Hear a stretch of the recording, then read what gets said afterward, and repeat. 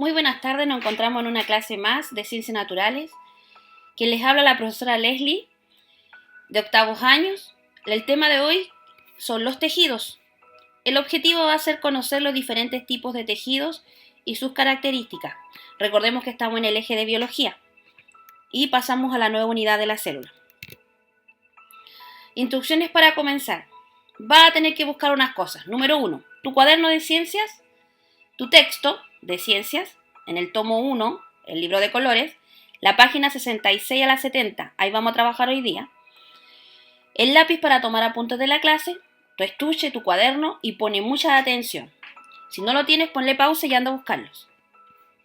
Ok, repasemos. La clase anterior vimos lo que era la célula. Descubrimos que la célula es la unidad básica, estructural y funcional de todos los seres vivos. Es decir, todos los seres vivos están formados por células, estructuralmente. Gracias a las células pueden funcionar y todos los seres vivos de este planeta tienen que funcionar en la base de la célula. La unidad más pequeña, por eso se dice la unidad básica. Recordar que para poder estudiar esto, hubo que haber alguien inventado lo que era el microscopio. Bueno, uno muy simple fue Zacharias Janssen, lo vimos, y luego lo perfeccionó Robert Hooke, para luego poder estudiar las características de lo que estaban compuestos los seres vivos. Y así pasamos por distintos científicos como Anthony Leeuwenhoek, Matthias Leider, Theodore Swan, Rudolf Virchow. Cada uno aportaba lo que se llamaban los postulados de la teoría celular. Y si resumimos los 4 postulados de la teoría celular, nos encontramos con esto. Si no viste la clase anterior, debes ver la clase anterior en el canal de YouTube de la profesora o en el link que ya se te ha mandado. Sigamos. Lo otro importante que pudimos ver era conocer las células y vimos los dos tipos grandes, o sea, se dividen en procariontes y eucariontes.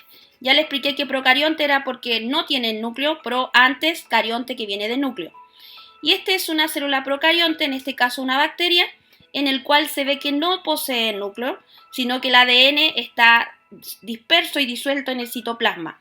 No posee organelos propiamente tal, sí una cápsula que lo envuelve, y vimos distintas estructuras. Lo otro que vimos la célula eucarionte, que dijimos también que pertenecía a la célula animal, se dividía, y en célula vegetal. Vimos sus características de cada uno, que posee un núcleo, por ejemplo, definido, en el cual en su interior ya se sabe que está el ADN, el nucleolo, el retículo endoplasmático, la famosa mitocondria, el complejo de Golgi, el citoplasma, la membrana plasmática, el centriolo, y la diferencia, por ejemplo, que la célula vegetal tiene pared celular y la célula animal no lo tiene. Esto tenían que ver, haber realizado su tarea de la maqueta y mandármela. Y ahí vamos a ver lo que era cada una de las estructuras y sus funciones. Lo vimos en la clase anterior, esto solo repaso. Y recordar que es importante para poder ver la célula un microscopio. Bueno, ¿por qué es tan importante? Porque el tamaño de las células son diferentes. Por ejemplo, nosotros vemos a las personas, el humano, la ballena, el árbol, el picaflor, pero lo podemos ver porque hay una visión que podemos establecer a través del alcance del ojo humano, el ojo desnudo. Podemos ver kilómetros, metros, ¿cierto? Y centímetros y de repente un poquito de milímetros. Pero ya después no podemos cuando pasa al micrón. Por ejemplo, el tamaño de la célula se mide en micras. Un micrón, ¿cierto? Equivale a 0,001 nanomicras. Entonces, en la microscopía óptica necesitamos para ver las células un microscopio, como el que vemos acá en el GIF, que es el que tenemos nosotros en el laboratorio. Bueno, lamentablemente porque estamos en casa no podemos utilizarlo, pero sí pueden conocer que a través de estos instrumentos podemos ahora ver y analizar. Y aún tenemos otros más elaborados, de mayor potencia, que son los microscopios de electrónicos, que ya podemos ver los pequeños cloroplastos, las proteínas, los fagos, virus, pequeñas moléculas, lípidos y aún átomos. Mire, y aquí está el 0,1 nanomicras, ¿ves? Entonces, en las 1 micrón ya tampoco podemos ver. Por eso es importante entender que las células están como unidad básica estructural de todos los seres vivos. ¿Ya?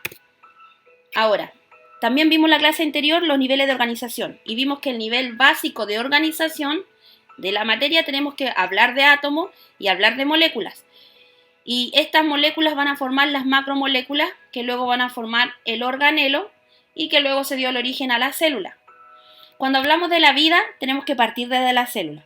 Entonces, siempre nuestra unidad básica va a ser la célula, que en su interior tiene organelo, que en su interior tiene macromoléculas y tiene moléculas y algunos átomos en su interior, porque podemos hablar, por ejemplo, de algunos micronutrientes, minerales que tienen que tener la célula. Entonces, por eso se parte dentro de la célula, porque ya están contenidas estas otras estructuras. En la clase de hoy tenemos que hablar de tejido. Y aquí supimos que luego el siguiente nivel es tejido, luego el nivel órgano, nivel sistema, nivel organismo. Y hasta ahí quedamos. Les mandé a conocer lo que eran los siguientes niveles de organización que ya tienen que ver con el ecosistema, pero lo que me interesa a mí es este nivel básico de organización de los seres vivos. Si nosotros nos vamos a su libro, en la página 67, van a poder ver esta imagen que tiene su libro y que nos define cada una. Como le digo, parte por el nivel químico, elementos y moléculas que componen la materia viva, pero obviamente los elementos y las moléculas no están vivos, es materia inorgánica. Entonces, cada tipo de célula presenta características específicas que le permiten realizar tareas determinadas. Se conjuntan ellos, se organizan con una misma función y pueden llegar a hacer lo que es los tejidos, que son agrupaciones de células semejantes que cumplen funciones específicas. Luego hablamos del nivel órgano, grupos de tejidos que forman una estructura para formar una estructura o una función determinada. Y luego este va a ser un nivel sistema, conjunto de órganos que cumplen funciones diferentes y trabajan de una forma coordinada, para luego llegar al nivel organismo, que es el grupo de sistemas que trabaja en forma precisa. Lo hablamos en la clase anterior, pero hoy día lo vamos a profundizar. Por eso le estoy pidiendo que vayan a su página 67. Entonces, partir que todas las células de un ser vivo pluricelular, que también lo vimos en la clase anterior este concepto, unicelular de una célula, pluricelular muchas células, nosotros somos un organismo complejo, por lo tanto somos pluricelulares del ser humano. Poseen el mismo material genético, el mismo ADN. Tras un proceso de diferenciación, se especializan estas células y son capaces de llevar a cabo distintas funciones. Es decir, nuestro cuerpo en etapa embrionaria, cuando estamos recién desarrollándonos, tenemos distintas células.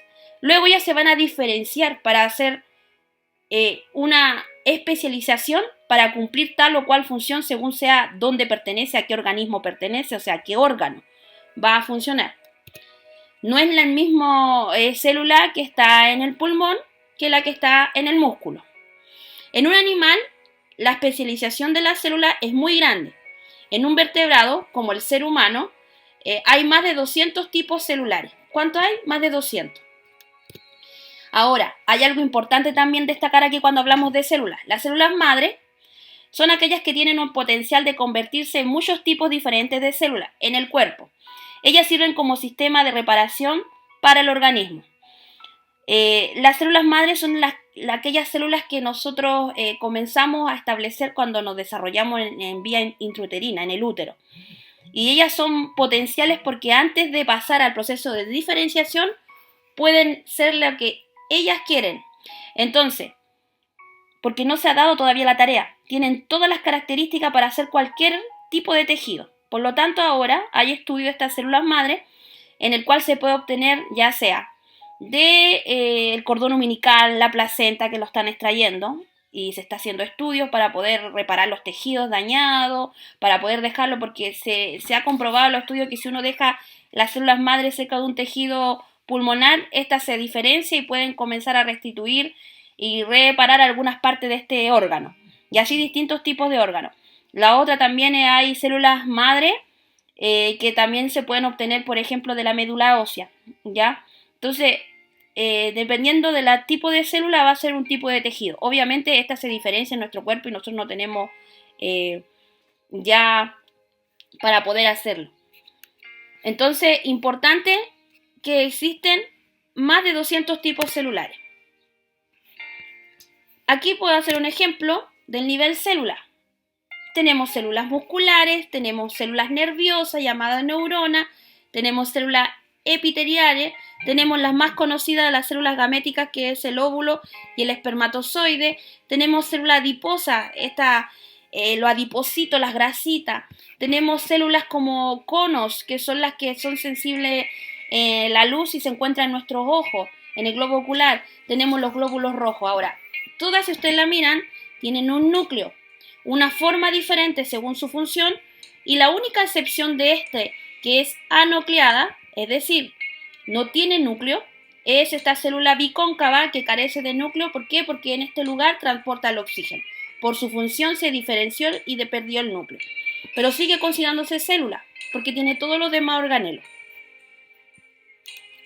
Ahora, si se dan cuenta, vamos entonces al nivel tejido. El objetivo de hoy día era poder comprender los diferentes tipos de tejido y sus características generales. Cuando hablamos de tipo de tejido, tenemos que hablar que existe el tejido conectivo, tejido epitelial, tejido muscular y tejido nervioso. 4 grandes tipos. Ahora, como decía que había más de 200 células y combinaciones de ellas, nos vamos a encontrar con tejidos que tienen diferentes tipos de tejidos para formar un órgano. Primer tejido, tejido epitelial. Se compone por láminas apretadas que recubren las superficies, excluyendo el interior del cuerpo, y recubren cavidades del cuerpo. Por ejemplo, tienen dos partes. Tiene un lado superior que se llama apical, ¿cierto? O tienen un lado inferior que se llama lado basal. Y se van a quedar también por el lado que es subyacente. Cada una de estas, por ejemplo, esta es una célula, esta es otra célula y esta es otra célula.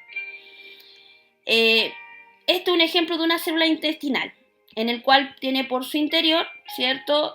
Lo que es las microvellosidades. ¿Se acuerdan que hablamos de intestino delgado que tenía a cargo la absorción de nutrientes? Ya, este tipo de estructura les permite absorber los nutrientes. Y es importante porque recubre el interior de esta cavidad y generalmente está expuesta a líquido o aire dependiendo de dónde está. También podemos encontrar tejido epitelial en nuestra piel. Vamos a ver los ejemplos. Tejido epitelial vamos a encontrar de dos tipos, a su vez, de revestimiento y glandular. El epitelio de revestimiento que reviste nuestro cuerpo es la epidermis y es un tipo de tejido epitelial. Vamos a encontrar dentro de todas las mucosas de todos nuestros sistemas, están cubiertos por mucosas y es tejido epitelial. Dentro de los vasos sanguíneos hay una parte que se llama endotelio. El endotelio está cubierto por tejido epitelial. Y estas son las que revisten ya sea la cavidad interior o exterior de nuestro cuerpo. Epitelio glandular.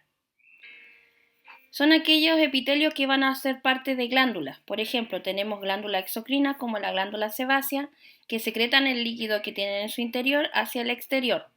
Por ejemplo, el sebo que tenemos en nuestra carita, esa grasita, la piel grasa, es por la sebo, las glándulas sebáceas que están secretando. Entonces, vamos a tener también glándulas endocrinas, aquellas que van a secretar hormonas hacia el interior de nuestro cuerpo, van a viajar por la sangre y van a llegar a aquel órgano necesario. Son glándulas endocrinas.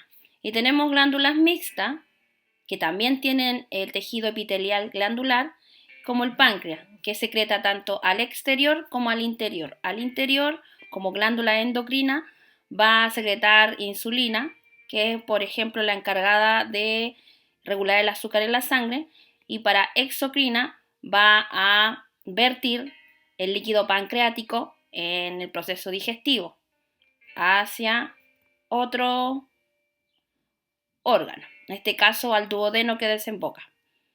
¿Ya? Ahí tiene enzimas, es completamente diferente. Y eso sería lo que es el epitelio de revestimiento y epitelio glandular, que son tejidos epiteliales. El otro tipo de tejido es tejido conectivo. ¿Qué tiene el tejido conectivo? Observen acá, va a tener fibra de elastina, va a tener una célula de fibroblasto y va a tener fibras de colágeno. Es decir, el tejido conectivo consiste en células suspendidas que componen fibras de proteínas como el colágeno, la fibrina, sustancia base líquida o gelatinosa. Este tejido conectivo, su función es soportar y como el nombre lo indica, es conectar con otros tejidos, conecta. Tenemos tejido, por ejemplo, conectivo laxo, que se encuentra por todo nuestro cuerpo, soporta órganos, vasos sanguíneos, además une los tejidos epiteliales de los músculos subyacentes, que vamos a ver ese otro tipo de tejido muscular, y el tejido conectivo denso o fibroso se une y se encuentra unidos en tendones, en ligamentos, se conecta a los músculos, a los huesos, con otros huesos respectivamente. Entonces, si hablamos de tejido conectivo, vamos a tener dos tipos, el laxo y el denso. Miremos acá los ejemplos de tipos de tejido conectivo. Tenemos el sanguíneo, óseo y cartilaginoso. El tejido sanguíneo, el que ustedes ya conocen, la sangre, habla de un tejido porque está compuesto por plasma, por glóbulos rojos, glóbulos blancos, ¿cierto? Plaquetas, y va a conectar distintas estructuras a su vez en su capilar, van a conectar en este caso distintos órganos. De hecho pasa por todo el órgano de nuestro cuerpo la sangre. El otro es tejido cartilaginoso, aquel que va a formar el cartílago, ¿cierto? Si ustedes se tocan la nariz, tiene cartílago. Si se toca la oreja y usted se dobla la partecita de arriba, ¿cierto? Que es elástico, se dice, es cartílago. Nosotros nacemos al comienzo con varios de nuestros huesitos, con la última parte de etapa de que pasa a ser un tejido óseo. Nacemos con mucho cartílago. Aún ahora tenemos cartílago, por ejemplo, en el esternón, también tenemos cartílago. Entonces ahí es importante el tipo de conectivo, porque el esternón va a conectar las costillas, huesos, con huesos. Ahora vamos a tener tejido adiposo también como tejido conectivo, porque la grasita va a conectar también y va a sustentar algunos órganos sobre otros órganos. Ahora, este tejido se va acumulando y ahí es cuando uno dice, tengo los rollitos. Bueno, eso es tejido adiposo, grasa, que se puede disminuir. El tejido óseo, bueno, los osteocitos sabemos que está en todos los huesos. El tejido muscular es esencial para mantener nuestro cuerpo erguido y en movimiento, incluso para bombardear sangre y mover los alimentos por el tracto digestivo. Las células musculares, con frecuencia llamadas fibras musculares, contienen proteínas de actina y miosina, que les permiten contraerse. Hay tres tipos principales en un músculo: músculo esquelético, músculo cardíaco y músculo liso. Entonces, aquí está el tejido muscular liso, donde están células musculares. Aquí tenemos las células musculares esqueléticas y aquí tenemos células musculares cardíacas. Vamos a ver cada una de ellas. El primero, el músculo esquelético, llamado también músculo estriado, con estrías, con rayas, como se ven acá. Este tipo de músculo esquelético une huesos por los tendones y también permite controlar movimientos conscientes, es decir, movimientos voluntarios, como por ejemplo en los cuádriceps, ¿cierto? Aquí están los cuádriceps, o en los bíceps. Y ahí tenemos entonces ejemplo de músculo esquelético, llamado también músculo estriado. Letra B. El músculo liso se encuentra en las paredes de los vasos sanguíneos, así como las paredes del tracto digestivo, el útero, la vejiga urinaria y otra estructura interna. El músculo liso no es rayado o estriado y es involuntario, no está bajo control consciente. Eso significa que no tienes que pensar para mover los alimentos, por ejemplo, en el tracto digestivo. Y aquí vemos que tienen un solo núcleo, ¿cierto? Lisas, y esta es la fibra, esta es una célula muscular, conocida como fibras musculares, ¿cierto? Que van a formar órganos interiores como por ejemplo la vejiga. Recuerden que la vejiga se llena, ¿cierto?, de orina y luego al contraerse usted puede eliminar la orina por la uretra. Entonces, va a formar un sistema de órganos que generalmente tienen musculatura lisa. Letra C, músculo cardíaco. Solo se encuentra en las paredes del corazón, en ninguna otra parte más. Por eso se llama así, cardíaco. Que como ven, el corazón es un músculo, ¿cierto?, que bombea la sangre y permite que la sangre pueda llegar a todas las partes de nuestro cuerpo. Las fibras individuales están conectadas por estructuras llamadas discos intercalados, que le permiten contraerse en sincronía, tal como se observa aquí el corazón, sístole, diástole, el bombeo, pum, pum, pum, pum. Eso es lo que le permite el músculo cardíaco, ese tipo de tejido especial únicamente en el corazón. Acá tenemos el resumen de los 3 tipos de tejido muscular: el estriado, que se encuentran, por ejemplo, el músculo esquelético en bíceps con distintos núcleos, o sea, cada célula tiene muchos núcleos, esta es la excepción del núcleo, generalmente todas las células tienen un núcleo, pero el tejido muscular tiene múltiples. ¿Por qué? Por la función que lleva de contraer, del movimiento, requiere mucha energía, tiene mitocondrias también, más de una para poder obtener la energía. El músculo liso dijimos que envolvía, ¿cierto? O recubre todo lo que es vasos sanguíneos, por ejemplo, y también órganos en su interior. Y el músculo cardíaco, ¿cierto? Que tiene un solo núcleo, ahí se ve la forma, se ven los discos intercalados y el corazón. Pasemos al otro tipo de tejido. El tejido nervioso participa en la detección de estímulos del medio, ¿cierto? El procesamiento y la transmisión de la información. Este tejido está compuesto por 2 tipos de células, las neuronas y las glías. Entonces, en el tejido nervioso, ¿dónde va a estar ubicado? En el sistema nervioso. Aquí, como se ve, capta la información, detecta estímulos. Aquí tenemos la neurona, ¿cierto? Un astrocito, que es otro tipo, y una célula glial, que también oligodendrocito. Lo vamos a ver cada uno. Las neuronas son la unidad funcional básica del sistema nervioso. Generan señales eléctricas llamadas impulsos nerviosos o potenciales de acción, que le permiten a las neuronas transmitir muy rápidamente la información a larga distancia. Imagínense, cerebro, que llega a la médula, a los nervios y puede hacer una respuesta según la información que le haya llegado. La función principal de la glía es apoyar a la función neuronal, es decir, la glía le va a dar nutrición. Ahí vemos entonces. Ejemplo de neurona.